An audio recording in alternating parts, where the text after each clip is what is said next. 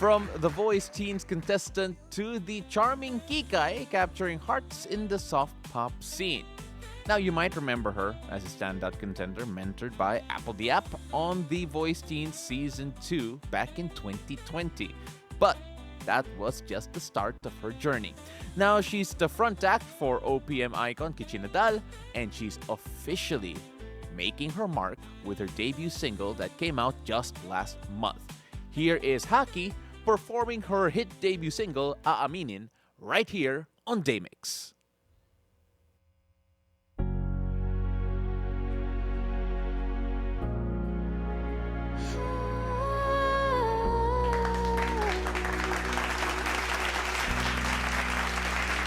Nagkasalubong sa pasilyo, pero para sa'kin parang palasyo. Di mo man lang ako nakita, sa iyo ay nahulog na pala. Paano ko sasabihin itong lihim kong damdamin, tuwing ika'y nasisilayan, parang nawawala sa ulap ang isipan. Aaminin ko na ba o itatago pa? Hindi ko na kaya, puso'y sumisigaw na. May pag-asa ba kung sabihin ko na ikaw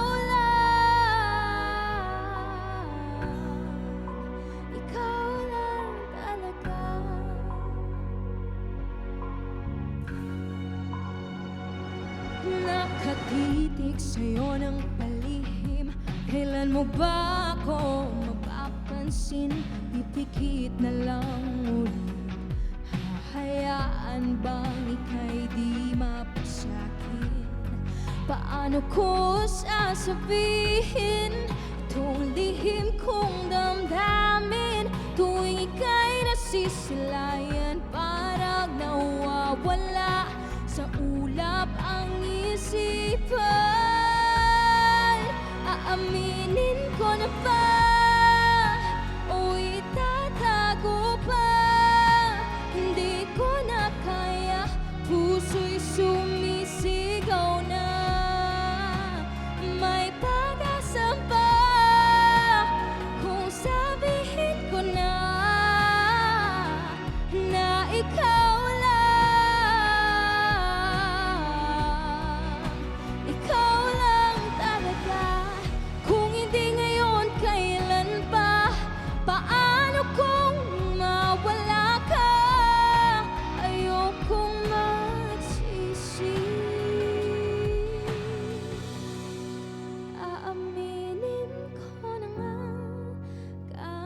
masaktan pa, basta malaman mo na ikaw lang talaga.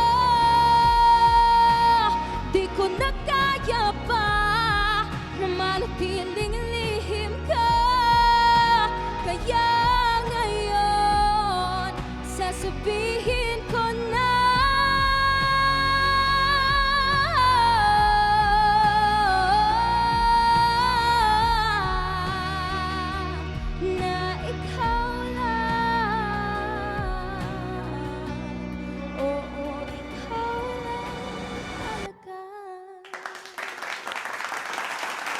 Ladies and gentlemen, Hakki with Aaminin, have a seat. Wow, That wow. was amazing. Wow. thank you so much po. Oh my goodness, Thank Hakki, welcome to you. Beautiful Day. Thank you po. I'm so glad to be here po. I'm so glad you're here. Jeez, what a performance. Ladies and gentlemen, that's Aaminin, and of course, that's the debut single. And we have to ask in general, of course, when it comes to this song, it feels very... You're 19 right now, right? 20 po. You're 20 right now, Yes sorry. po. You're 20 right now. And it feels like, grabe, ang lalim. Ang lalim ng kanta. Ang lalim ng lyrics mismo.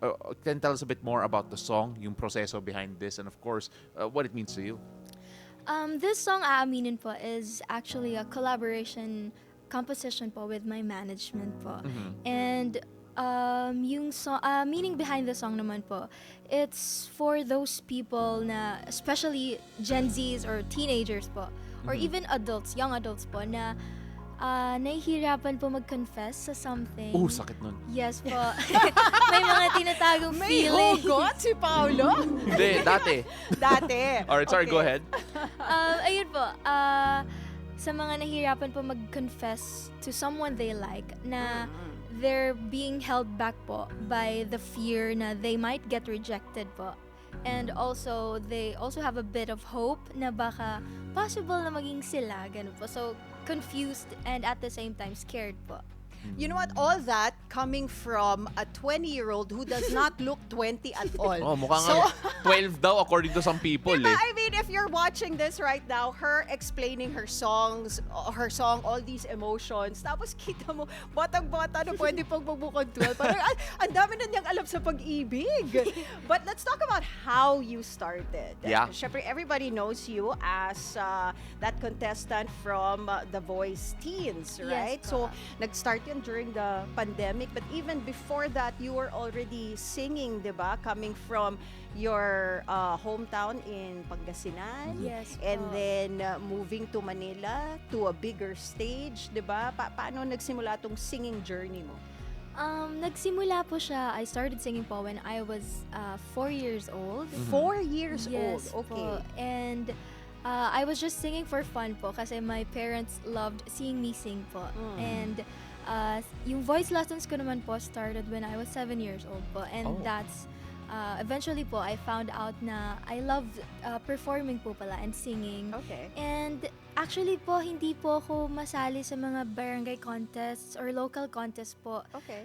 Siguro po, less than 10 lang yung nasalihan ko, unlike other people na Less maraming. than 10, madami pa rin yun. Well, for some, oo. Yes, For some. madami pa rin For yun. some, Okay. yes. So, and meron po akong stage fright noon. Wow, Super really? mahiyain po ako. Yes po. okay. So, yung The Voice Teens po, it's my second competition po. Ang first ko po is yung World Championships of Performing Arts. Ooh, okay.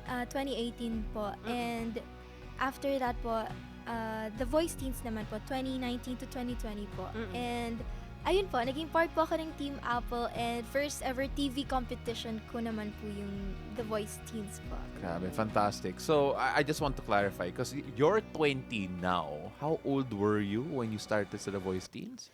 The Voice Teens po, I was 14 years old. Grabe, 14 Grabe, years old going out 14. there. So, you had stage fright before. Paano Yes mo po, even The na-overcome? Voice Teens Even The era Voice po. Teens? Yes po. So, how did you Talaga. overcome that? Did it happen during The Voice Teens? Sino nagbigay ng kumpiyansa?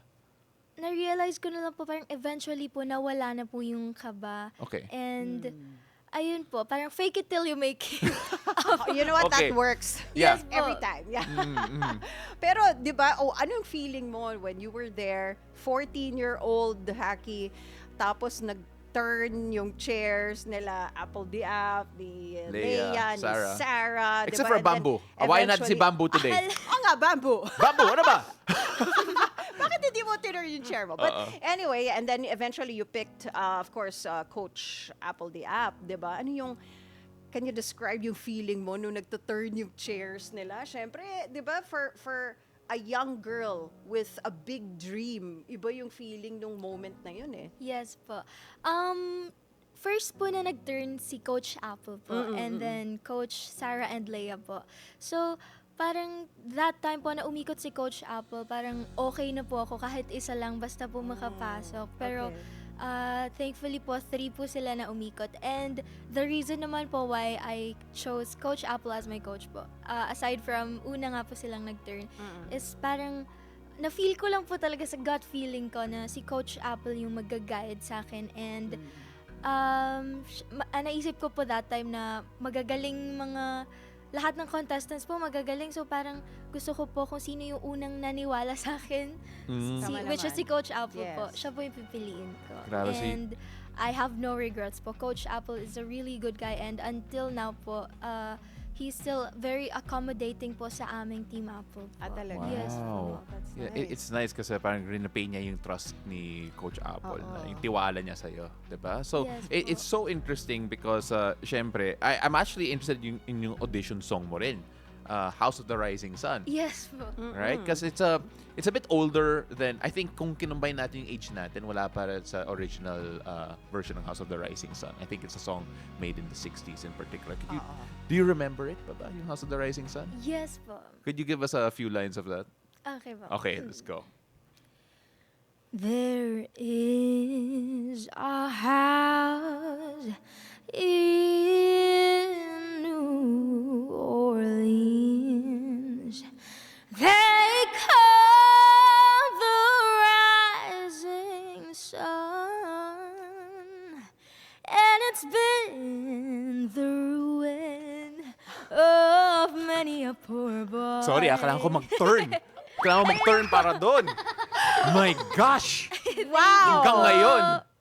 But you know what? That is a classic folk rock song, 'di ba? And Yeah. usually, yung mga audition pieces na pinipili ng mga contestants, Mga 14-year-old. mga 14-year-old lalo, yung mga famous pop songs. Yes po. Right? Why this particular track?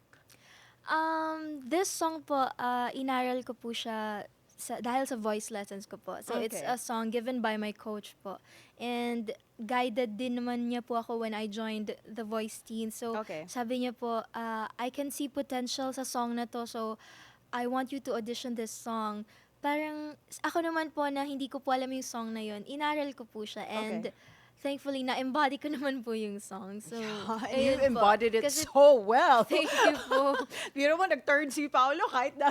Kahit imposible i-turn yung chair na to. Ang hirap kaya. Sumakit yung tuhod ko nun. Walang gulong yung chair namin.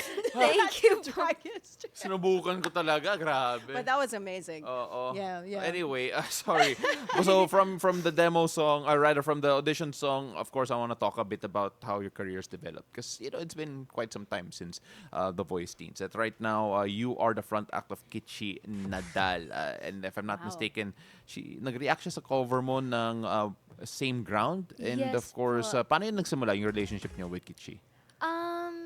I was just scrolling through TikTok po and I saw this post po ni Miss Kitchie Nadal. And since very fan din po ako ni Miss Kitchie Nadal, Yeah. and ever since bata pa po ako, puro Kitchie Nadal medley sa karaoke. Of course. And nakita ko po yung post nila na duet me, sing with me, ganun I po. saw that. Yes po, that video po. Okay. And I just dueted it for fun po. And nagparinig na lang po ako, baka naman, mga Oo. ganun po. And nakita ko po, biglang nag-react po si Miss Kitchie. And hindi this ko po duet. ini-expect talaga super saya ko po as a fangirl. And sabi po, To Miss Kitchie reacting nag-email to the po. duet. Ayan, no, we saw there. We're showing it on screen. Yes Tapos sabi mo, po. sana mag-tickets to the... So, I saw nag-email that, po okay. sila and I thought, meron po akong free tickets. I was so happy. Pero sabi po, mag-front act ako. Kaya, grabe po, super overwhelmed po ako that time. Do you feel like that was a full circle moment? You Yes know, po. starting from just a TikTok duet? Yes po, it was such a dream po. Yeah, I hate to sound like a tito. Pero Alam mo, wala taying choice. Wala Talagang tayong tito-tito choice. tayo in No. front of in front of Hakki. I mean, she is 12. Sorry, 20. We need to kind of hear some lines from Same Ground again. Again, this is the song that Yeah. connected you with Miss Kitchie. If we could hear a few lines from that, if you don't mind. The song po na kinanta ko sa concert po, or song ni Miss Kitchie Song ni po. Miss Kitchie. Song ni Miss Kitchie. Yeah.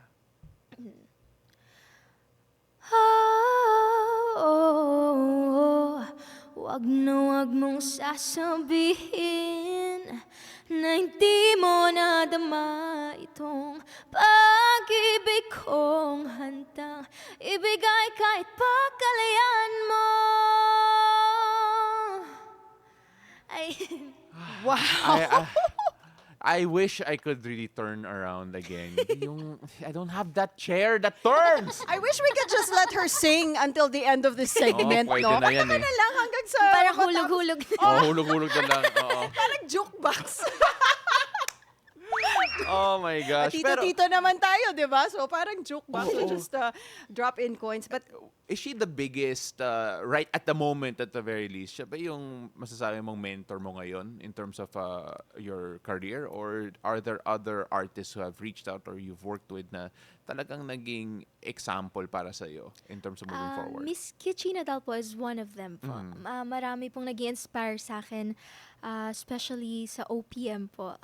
Casey Tandingan, Miss Janine Tanyoso, Sarah G, and yung mga P-pop groups po, they inspire me a lot. And yung mga OPM bands po. So nag-post ka na on TikTok of you singing duet with Kitchie Nadal. Sinong next na gusto mong i-try lang? I-duet lang natin sa TikTok. I-collab Yeah. with in the future. My long-time idol po, Miss Janine Tanyoso po. Janine Really? Yes Tanyoso. What about her inspires you? It's her character po when she sings. There's this parang unique quality about her po na when she sings, she tells a story po. And nafe-feel ko po talaga na she sings from her heart po. Yeah. Actually, and I wanna touch on that kasi when I hear you sing, talagang you feel it eh. And Thank you po. when you talk about feeling it as a 20-year-old, diba? How do you dive deep into yung mga songs mo, yung song choices mo? Kasi, syempre, it's one thing to sound nice. Pero it's Yes. another thing to go out and feel it and let yung audience mo feel it as well. Since I am a 20-year-old po without any experience sa love or whatever, especially my parents are watching. Oo. Hi, Tito. Hi, po, Tita. Tito, hi, Tita. Ay, but is here Dad? Oh, hello po. Yes. Ayan, no, nanonood. So, let's pretend he's not here. Oo. Okay. Kaya safe answers ngayon si Hakki. Anyways po, honestly po, wala po talaga akong ganun. Pero, syempre po, teenage, ganun, teenage love, whatever.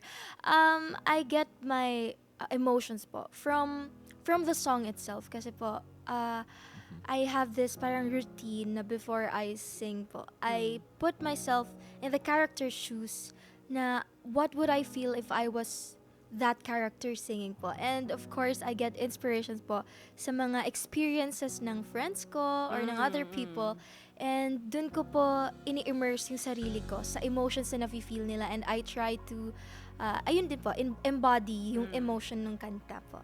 So Oh, we we just showed your dad Your on dad, TV, yeah. by the way. So- Happy with your answer na tungkol sa Oh, pag-ibig. Daddy, ano naman she gets naman daw from stories from her friends. Kakahinga po. Naka-outsource yung emosyon. But you know what, kanina you mentioned nga the local artist that you want to collaborate with. Let's just tell her that the show is manifesting show. May magic yung show na to. Oo, may magic tong show na to. Malakas yung prayers namin. Yes, pag nag-guest on our show tapos nag-manifest on our show, more often than not, nagiging totoo. Or nananalo sa ng Sana pageant. Or Opo. nananalo sa pageant. Yeah, kasi, di ba, we started with Abby? Yeah, Abby Marquez, yeah, Marquez. Gordon Ramsay. Yes, she manifested Oh, na opo. makukulab niya si Gordon Ramsay and it actually happened. Tapos lahat ng mga beauty queen na pumunta dito, nanalo. Nanalo. Hindi lang beauty queen, Oo. ha? Even Master of the the World. male pageant. Yung recent natin, Oo. si yung royalty, si Prince. Si Prince. Nang nanalo ng Masters of the World, Diba? He-Man na siya. So, hindi niya gets yan. She's 20. Hindi yata Oo, niya she's kilala 20. si He-Man. Oo. So, tanda na natin. Alright. But anyway, so minanifest natin si Janine Janine, Tanyoso right? po. How about international? Sinong gusto mo makakolab? Whew, ang hirap po. Siguro po si Adele. Adele. Wow. Yes po, Oh, Miss that is a good Adele. choice. Yeah. Ang ganda ng choice yan. I love that. You Okay. know, she might watch this segment. She Somehow, might. makita lang niya sa YouTube, di ba, si Adele, and then she sees you wanting to collab with her. Malay mo. Patag na lang si Adele. Oo. And then when that Alright. happens, balik ka dito ha and tell us about it.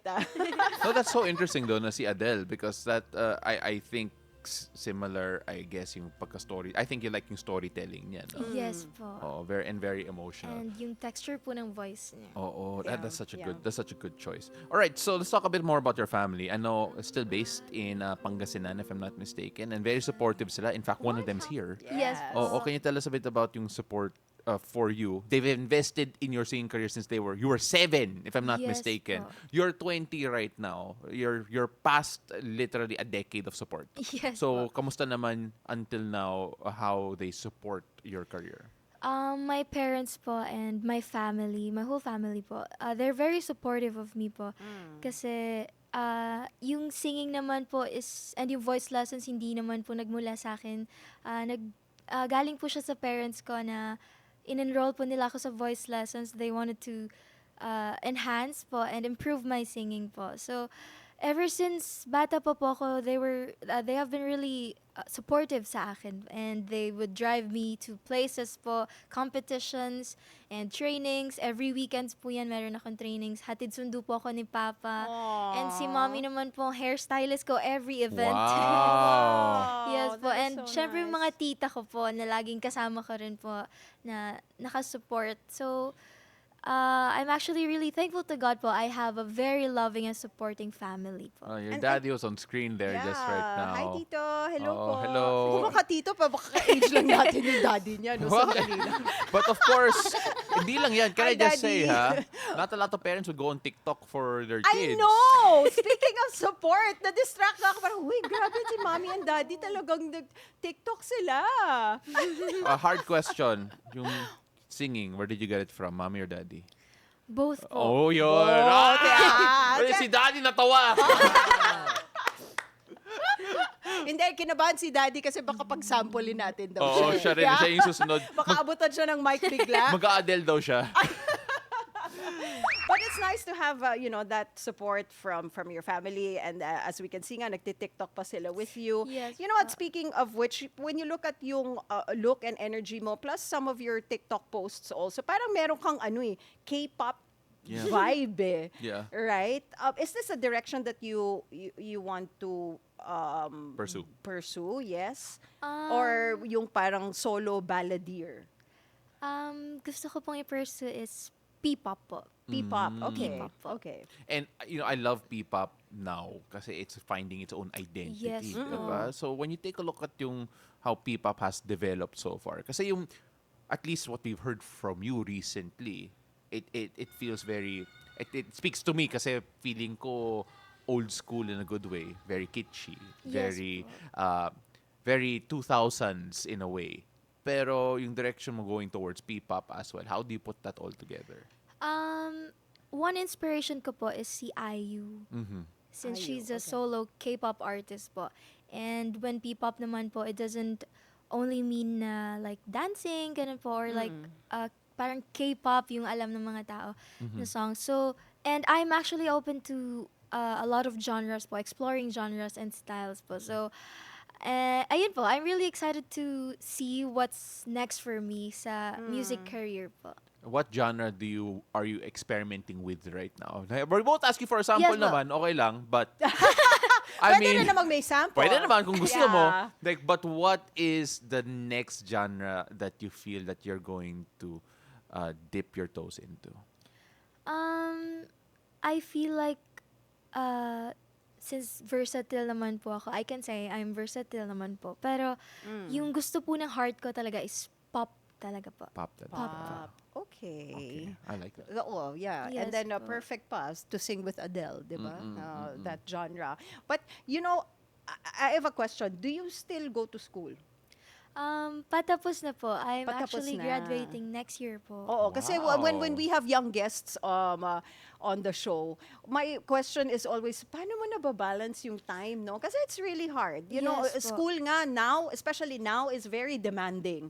Yung mga requirements in school, both high school and college. So, Yes po. how do you balance your time, maintaining this career, and then, of course, your school life, and syempre, bata ka pa, you also go out with your friends, di ba? May social life ka. How do you balance everything? Actually po, when I was in first year college po, my course was BS Pharmacy po. Okay. And nagkataon po na that was also the time that I was very busy po with doing concerts, events, ganyan po. Oh. So, fully supported naman po ng parents ko na mag-shift ako ng course. Yeah. So, after the first year po ng BS Pharmacy, nag-shift po ako to culinary, and dun ko po napagsasabay na yung singing and yung studying po. Okay. So, recently lang po kakatapos ko lang po mag-OJT. So, next year po, Wow. waiting na lang po talaga for graduation. Wow, Yay, congratulations. Thank you At so on much. time. Yes. Yeah. So you will now be the singing chef. Diba? Singing chef na siya. Ano restaurant yun?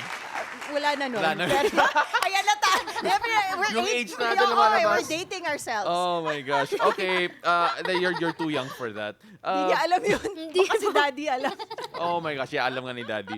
No, but that's so interesting kasi it also speaks about yung priorities mo. Not a lot of Yes people po. can actually graduate. The reason why I ask if you graduated on time, kasi hindi naman ako singer-songwriter tapos 6 years ako sa college eh.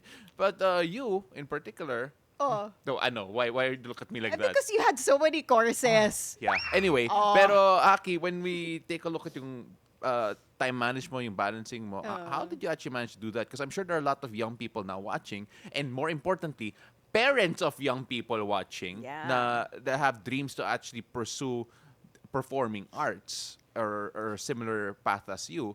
So, ano yung mensahe mo to those who siguro struggle with yung aspect na yun?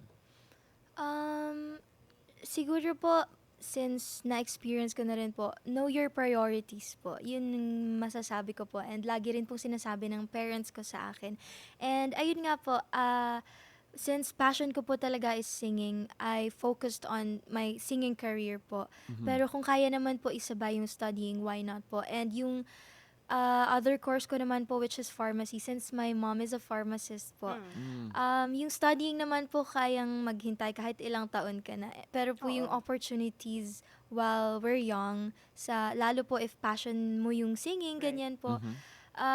Yun naman po yung advice sa akin ng parents ko na mas mabuti na mag-focus po ako sa kung ano po yung what my heart actually wants po. And ayun po, they're very supportive sa kahit anong gusto ko po. Oh, I love your parents. Yeah. Diba? Kasi not all parents are like that. They would want their kids to pursue muna education and then Yes set po. aside muna yung mga, diba, itong mga singing and Yeah. the So career and everything. what I enjoy about hearing that story is that Tito, I hope you agree, is that even if there's a pursuit of education, there's also the understanding na it doesn't stop you from doing what you love. Eh. Yeah. Yes. Importante din yun. So, of course, And letting you follow your heart, diba? may question ako dito na actually pang slam book siya. eh. Slam book, okay, go. Hindi niya nabot yung slam book, pero mga gets niya to. Alright? In 5 years, where do you see yourself?